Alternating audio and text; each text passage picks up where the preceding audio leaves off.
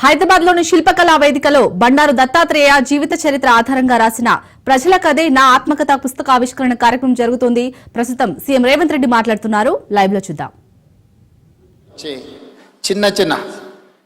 చిన్న shop local corporator కూడా ప్రారంభోత్సవానికి రావడానికి వెనక ముందు చేస్తే పెద్దలు దత్తాత్రేయ గారు వచ్చి చిన్న గల్లీలలో పాండప్ప కూడా పేదవాడు ప్రారంభించుకుంటున్నట్టే దత్తాత్రేయ గారు వచ్చి ప్రారంభించేవాళ్ళు. ఇదే నాకు వారితో ఉన్న 40 సంవత్సరాల అనుబంధంలో 40 సంవత్సరాల నుంచి దత్తాత్రేయ గారిని చాలా దగ్గరగా నేను వారిని చూస్తున్నా. ఇంతకుముందు రాణి రుద్రమ్మ గారు చెప్పినట్టు దత్తాత్రేయ గారి కుటుంబంతో పెద్దలు కిషన్ రెడ్డి గారి కుటుంబంతో నాకు చాలా సన్నిహిత సంబంధాలు ఉన్నాయి. అది అందరికీ తెలుసు. నేను మొన్న నీతి ఆయోగ్లో పాల్గొన్నప్పుడు ప్రధానమంత్రి గారితో మధ్యాహ్నం భోజన వేదిక మీద కూర్చున్నప్పుడు వారు చంద్రబాబు నాయుడు గారిని చూపించి ఆప్కే సాథీ ఇద్దరే అని అంటే నేను చెప్పా, నేను స్కూల్ మీ దగ్గర చదువుకున్నా, కాలేజ్ ఆయన దగ్గర చదువుకున్నా, ఇప్పుడు ఉద్యోగం రాహుల్ గాంధీ గారి దగ్గర చేస్తున్నా. సో నాకు మీ దాంట్లో కూడా అందరితో పరిచయం ఉందని, ముఖ్యంగా ఈ వేదిక మీద ఉన్న ఇంతకుముందు శ్రీనివాస్ వర్మ గారు చెప్పిన భారతీయ జనతా పార్టీ రాష్ట్ర అధ్యక్షుల గురించి, ఆ రాష్ట్ర అధ్యక్షులు అందరితో నాకు సన్నిహిత సంబంధాలు ఉండేవి. ఇప్పుడు సరే రాజకీయంగా భిన్న ప్రయాణం, కానీ వ్యక్తిగత సంబంధాలలో ఎప్పుడూ లోపం కానీ ఎప్పుడూ ఆ సంబంధాల విషయంలో దాచిపెట్టాలన్న ఆలోచన కానీ చేయలేదు. ఎందుకు అంటే వారందరితో నాకున్న ప్రత్యేకమైన అనుబంధం. ఈరోజు తెలంగాణ రాష్ట్ర ముఖ్యమంత్రిగా మా మంత్రివర్గ విస్తరణ కార్యక్రమం ఉన్న మంత్రివర్గ విస్తరణ కార్యక్రమం చూసుకొని మంత్రివర్గ ప్రమాణ స్వీకారం చేసిన మా మంత్రులను కూడా మళ్ళీ రేపు కలుద్దాము. నాకు గవర్నర్ గారికి ఇద్దరికి దత్తాత్రేయ గారి పుస్తకావిష్కరణ కార్యక్రమం ఉన్నది, అక్కడికి వెళ్ళాల్సిందే అని చెప్పి సరాసరి గవర్నర్ భవన్ నుంచి గవర్నర్ దత్తాత్రేయ గారి పుస్తకావిష్కరణకు రావడం జరిగింది. ఈరోజు రాజకీయాలలో ఒక్కసారి కార్పొరేటరు కౌన్సిలర్ అయితేనే వాళ్ళ జీవన శైలి విధానంలో చాలా మార్పు, ప్రజల సంబంధాలలో ఒక భిన్నత్వాన్ని ప్రదర్శించే పరిస్థితులు ఉన్నాయి. కానీ దత్తాత్రేయ గారిని చూసి నేర్చుకోవాలి. అజాతశత్రువు అనే పదాన్ని మనం పుస్తకాలలోనే చదువుకుంటాం, కానీ బండారు దత్తాత్రేయ గారిని చూసినప్పుడు ఆ పదము 100% వారికి సరిపోతుంది. జాతీయ రాజకీయాలలో అటల్ బిహారీ వాజ్పేయి గారికి ఉన్న గౌరవం రాష్ట్ర స్థాయి రాజకీయాలలో బండారు దత్తాత్రేయ గారికి ఉంది అని చెప్పి మనం ఈరోజు గుర్తు చేసుకోవచ్చు. అటల్ బిహారీ వాజ్పేయి గారు ప్రతిపక్షంలో ఉన్న, ప్రధానమంత్రిగా ఉన్న, పార్లమెంట్ సభ్యుడిగా ఉన్న, ఎన్నికల్లో ఓడిపోయినప్పుడు కూడా అటల్ బిహారీ వాజ్పేయి గారి గౌరవం ఎప్పుడూ తగ్గలేదు.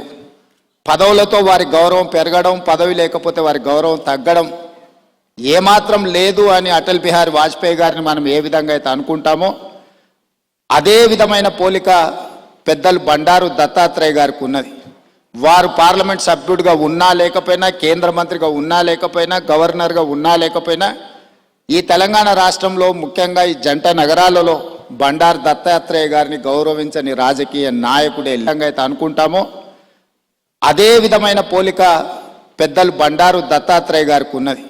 వారు పార్లమెంట్ సభ్యుడిగా ఉన్నా లేకపోయినా, కేంద్ర మంత్రిగా ఉన్నా లేకపోయినా, గవర్నర్గా ఉన్నా లేకపోయినా, ఈ తెలంగాణ రాష్ట్రంలో ముఖ్యంగా ఈ జంట నగరాలలో బండారు దత్తాత్రేయ గారిని గౌరవించని రాజకీయ నాయకుడే లేడి, ఏ పార్టీ అయినా అయి ఉండొచ్చు.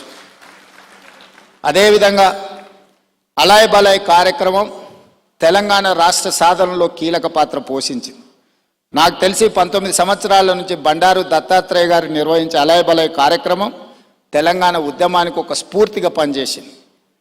రాజకీయాలలో ఇతర అంశాలలో భిన్నాభిప్రాయాలు ఉండేవాళ్ళు ఒక వేదిక మీదకి ఎప్పుడైనా అరుదుగా కనిపిస్తారంటే అది దత్తాత్రేయ గారు నిర్వహించే అలాయ్ బలాయ్ కార్యక్రమంలో కనిపించేది.